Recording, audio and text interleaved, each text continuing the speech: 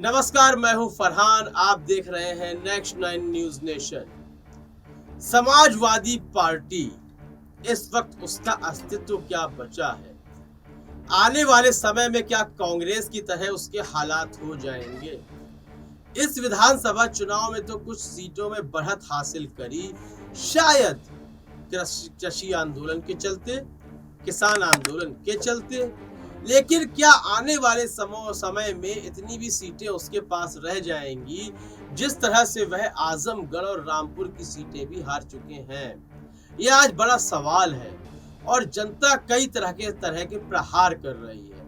जो राजनीतिक विशेषज्ञ हैं वह भी अपने अपने विचार प्रस्तुत कर रहे हैं कि आखिर समाजवादी पार्टी के अंदर क्या कमियां हैं, क्योंकि अखिलेश यादव ने जब से कमान संभाली है एक बार भी जीत दर्ज नहीं करी।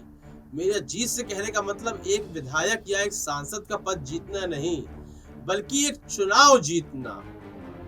2 विधानसभा चुनाव लड़ चुके, एक लोकसभा चुनाव भी शायद उन्हीं के कार्यकाल के दौरान पड़ गया।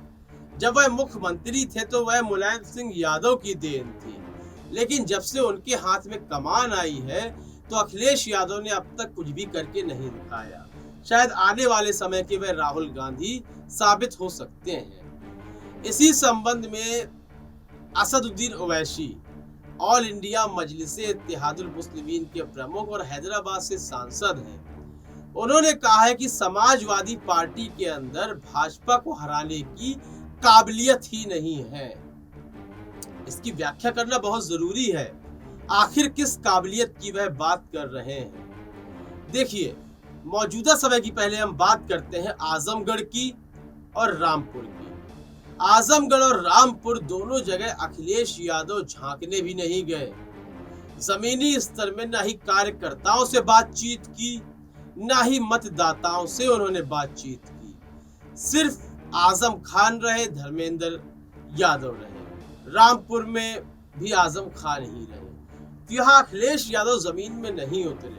यहाँ से मैंने कहा था 2 बातें हो सकती हैं, या तो उन्हें हार का खौफ है, अपने हिस्से में एक और हार नहीं जुड़वाना चाहते, या फिर वह ओवर कॉन्फिडेंस में। तो देखिए, ओवर कॉन्फिडेंस वाली उम्मीदें ज्यादा हैं, क्योंकि यदि यह हार हुई है तो यह भी अखिलेश यादव के हिस्से में ही जुड़ी है। तो देखिए, वह भारतीय जनता पार्टी को हराने की काबिलियत क्यों नहीं रखते?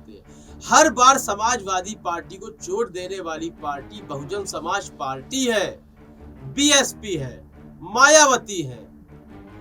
2014 से अब तक मायावती से संपर्क साधने में नाकाम रहे हैं अखिलेश यादव। यदि संपर्क साधने गए भी हैं तो कुछ बातें बन नहीं पाई। और देखिए, राजनीति का उसूल है कि यदि आपको अपनी दाल गलानी है तो सामने वाले के आगे थोड़ा झुकना पड़ता है। लेकिन एक इतना बड़ा अहंकार है समाजवादी पार्टी के भीतर भी, कांग्रेस के भीतर भी। दोनों ने एक समय में गठबंधन भी किया था, लेकिन वह गठबंधन नाकाम रहा। क्यों? सीटों के बंटवारे को लेकर काफी बहस भी हुई, लेकिन जिस गठबंधन को बनाकर चुनाव लड़ा वह सिर्फ नाम मात्र का ही गठबंधन था। उसमें गठबंधन जैसा कुछ भी नहीं था। एक सीट से दोनों ही पार्टियां चुनाव लड़ रही हैं। ऐसा कौन सा गठबंधन आपने देखा है? आप खुद बताएं, कौन सा गठबंधन है यह? तो इस तरह से मायावती को भी साधने में नाकाम रहे, और मायावती ही गले की हड्डी बनी हुई है समाजवादी पार्टी की।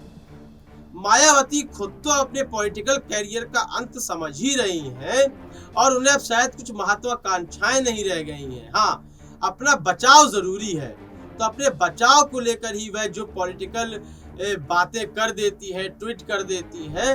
वरना समाजवादी पार्टी और अखिलेश यादव अब तक मायावती को नहीं साध पाए, और यदि मायावती को साधने में आप नाकाम थे तो आप दलित और बहुजन वोट को साध लेते। लेकिन जमीनी स्तर में बिल्कुल भी मेहनत नहीं की गई। मेहनत की नहीं गई, या आपके अंदर काबिलियत नहीं है? यह बड़ा सवाल है। और जिस तरह से असदुद्दीन ओवैसी कह रहे हैं कि समाजवादी पार्टी के अंदर काबिलियत नहीं है, इस बात में बिल्कुल भी दो मत नहीं है, बिल्कुल भी दो राय नहीं है। वह बिल्कुल सत्य कह रहे हैं। कि समाजवादी पार्टी के अंदर वह काबिलियत है ही नहीं कि वह इस वक्त बीजेपी की खूंखार टीम से लोहा ले सके, उसके खिलाफ षड्यंत्र बना सके। राजनीति में षड्यंत्र महत्वपूर्ण है और वही षड्यंत्र बनाने में आप नाकाम रहते हैं और भारतीय जनता पार्टी षड्यंत्र बनाने में अव्वल है। आपको क्या लगता है, असदुद्दीन ओवैसी सही कह रहे हैं? इस संबंध में आपकी राय महत्वपूर्ण है। अपनी राय अवश्य दें, कार्यक्रम को लाइक करें, ज्यादा से ज्यादा शेयर करें और चैनल को सब्सक्राइब अवश्य कर दें। तब तक के लिए इजाजत दीजिए, धन्यवाद।